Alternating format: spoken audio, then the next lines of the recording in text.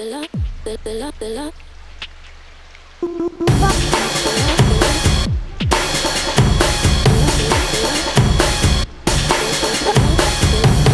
hi everyone, thank you for joining another session of IndiThoughts. So today it is a very special session because I have Saurabh Sharma with me. He is my fellow, I'll say, magician who has curated the IndiThoughts with me. So when I and Saurabh we discussed about that, what do we want to do for social re-engineering or social contribution? This is one thing which we both agreed on, and that's what we started as the IndiThoughts.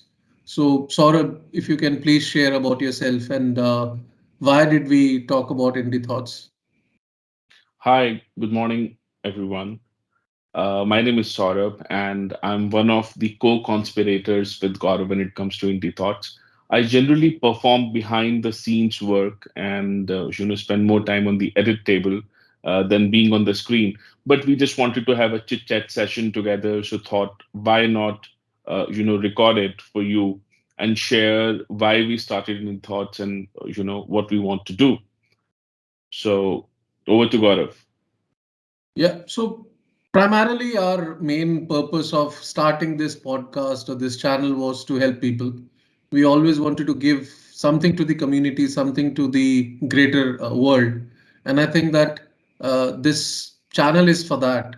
So today, what we are starting is we are starting a series in which we'll be talking about the latest technologies, what you can learn, where you can learn, and how you can learn.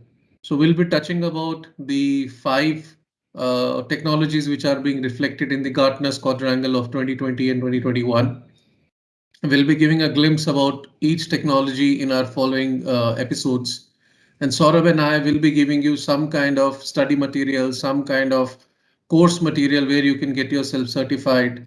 And then we'll also help you in understanding the social dynamics or the dynamics which are in the industry for jobs, where you can apply for jobs, what kind of job is paying, what kind of salary, how you can talk about these experiences of yours and get to a higher band in your salary.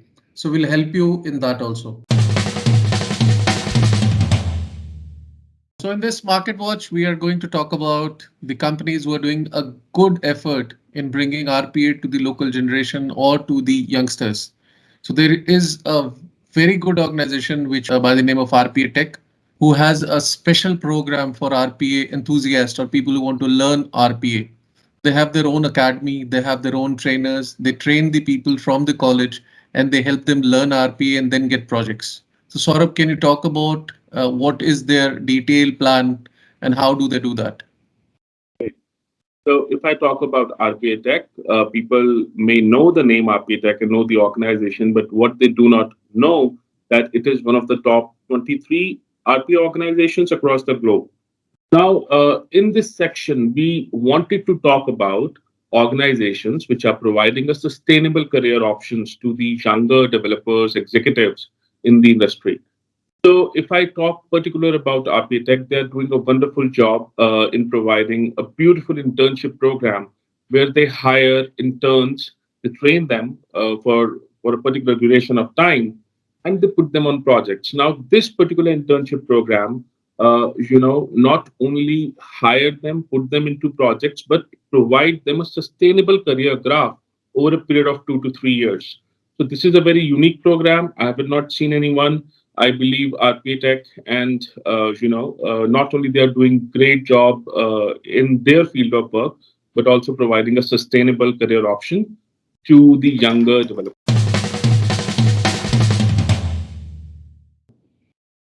Wonderful, absolutely, Gaurav. That's the idea that we share our knowledge, our thoughts, and opportunities with everyone out there, so that they can also have a better, career and opportunities in life to grow further. And this is not only for people who are in IT or in technology. This session is for everyone, whoever is into a corporate world or who wants to get into a corporate world, is getting out of a college and is thinking about getting into a corporate life or getting into an organization and learn something maybe in finance, maybe in manufacturing, maybe in HR, IT, anywhere. So we'll also be giving you some soft skills. We'll also be helping you in getting those soft skills learned and how you can learn those. Maybe how to talk to your senior, maybe elevator pitch. How should you be having an Absolutely. elevator pitch? Maybe discussing about those. And we'll also be talking about that how we have been able to capture these things in our experience, and we both have been able to get the benefits from that. So we'll be sharing that Absolutely. all our experiences. Absolutely. Absolutely. So that's the idea. So, Gaurav, how we are going to start with that? So, what is the first topic or the first, pointer that we want to discuss? How we want to start it? So I think that we can talk about a topic which is very close to our heart, which is Yeah, automation, absolutely, because we absolutely. think that we've been working in automation and we've been seeing automation running every day in our organizations. We've been seeing us supporting the organizations in implementing automation. So maybe we can talk about automation as a tool. We can talk about automation as uh, I'll say I'll use the word as a magic wand for a couple of people. And I can also say that automation can be a very good partner to you if you want to grow and be competitive enough in the market. So let's talk about automation. And I think that sort of it will be a very good start if you can give a glimpse about the past of automation and how you were involved with automation when it came to India. And when I say saying automation, it is not just a process automation. I'm talking about robotic process automation. Okay, great. So, while I also have my own understanding about why automation came into play, and I'm going to use that knowledge, not something that I would say that I have written my thesis on it. But when the computers actually started, they started to perform a certain task. You go back to ENIAC or the other computers of that era. Those computers were designed to calculate the trajectories of a rocket, right? That was the idea because the rockets were fast, it was very difficult, and to accurately, uh, calculate the trajectory of the rocket. So we owe a lot of that to actually Second World War because how Second World War happened. uh, After that, once the war was over, a lot of different computers were coming, but again, they were designed to, perform certain specific tasks. Now, cut to late 1970s, and people were talking about, computers which can fit in their homes because that time computers were quite large, and those computers can perform multiple tasks, right?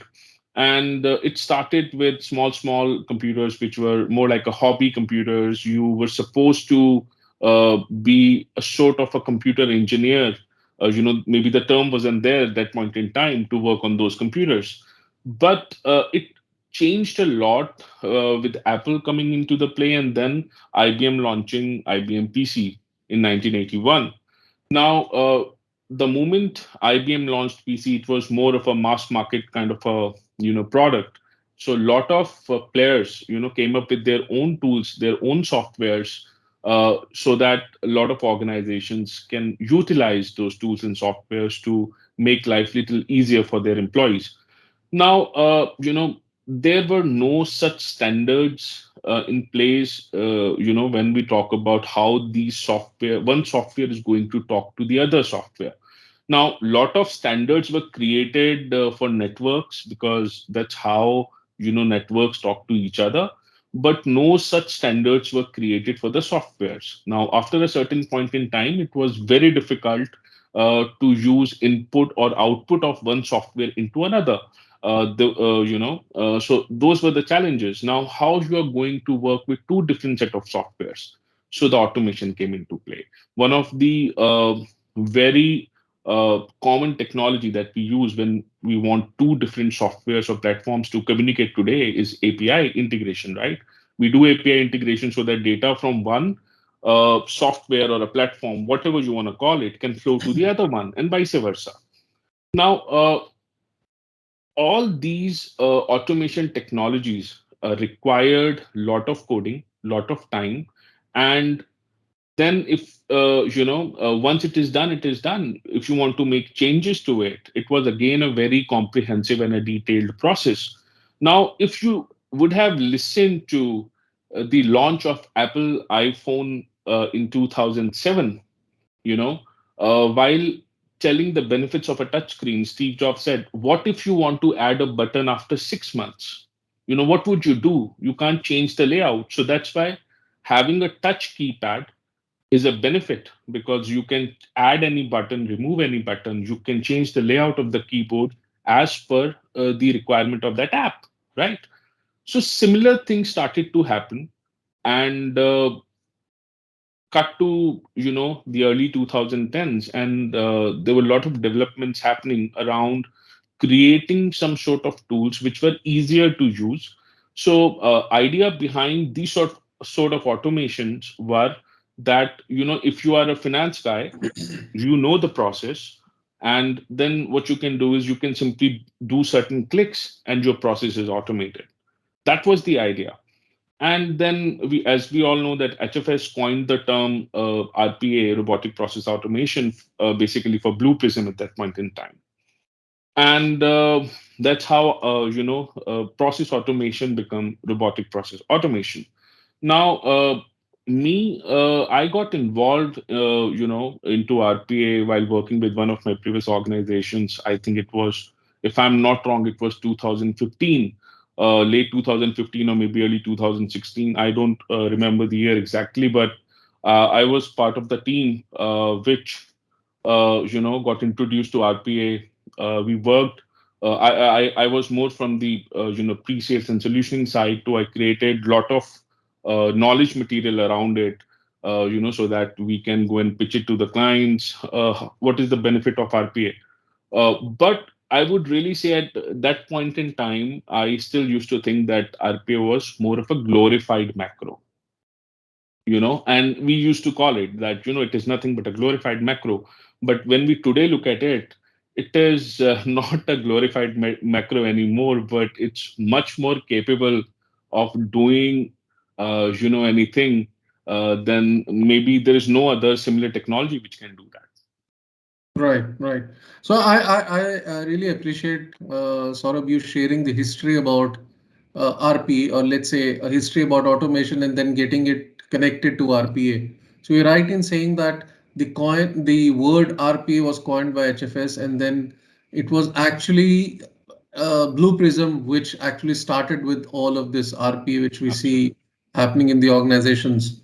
So with the emergence of automation anywhere, with UiPath, with Microsoft Power Automate, which was soft automotive earlier, and then Robocop is one. There are many, many organizations Many, who have many. come into True. the RP arena, and they are then facilitating the organizations in automating their maybe a desktop automation, maybe a API automation, which was True. earlier the prevalent automation tricks to a RPA now.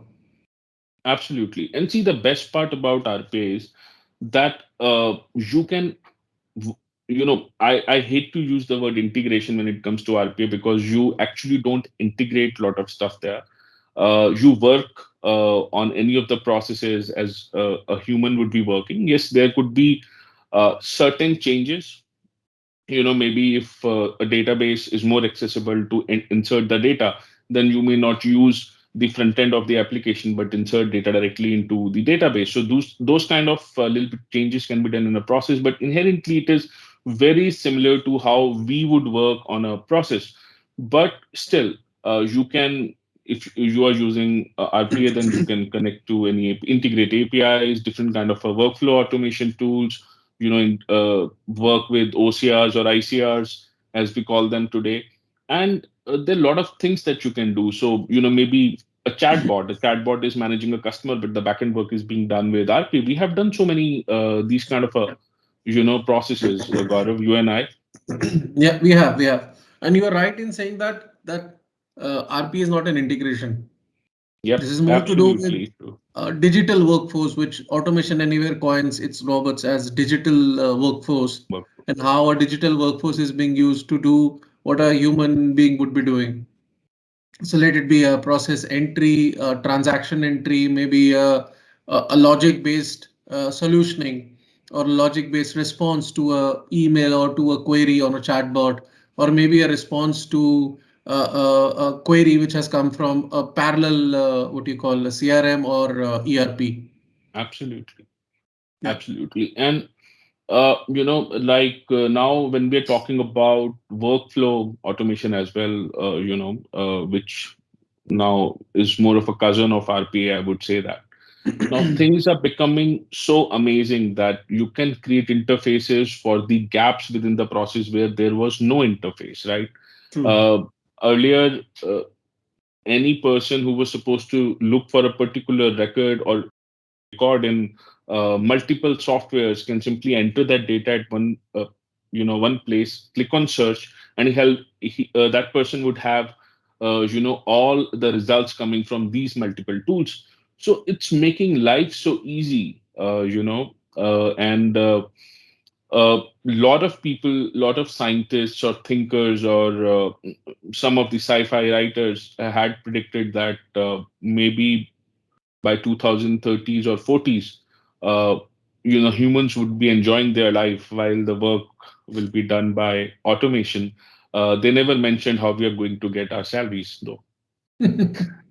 Right, you're right in Yeah, saying that. Maybe we'll become the managers for those bots or abs- maybe the digital workforces.